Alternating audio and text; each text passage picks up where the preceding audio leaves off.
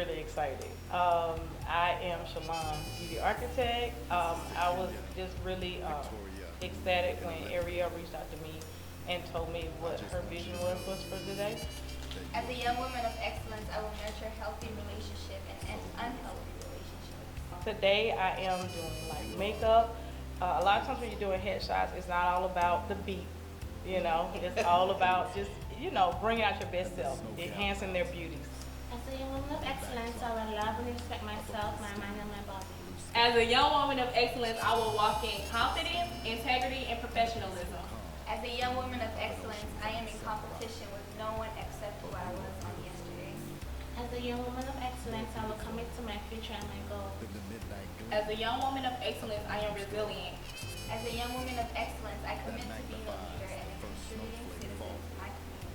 It's important that I put resiliency in there. It's something that I teach my daughter. You fall, you better get up. You fall 5 times, you get up. You just have to keep getting up.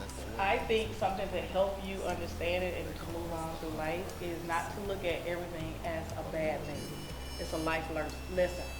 So if you look at it like that, you have more motivation to get up, as she said, 4 or 5 times and never give up on it. Because the first time could be a lesson that you just didn't get.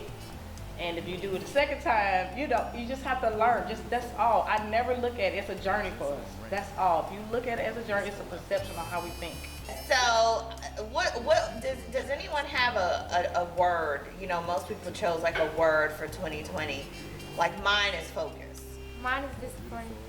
Mine is determination. Mine is forgiveness. Consistency. Of course, it's gonna have challenges, but I don't use the word bad. It's a challenge.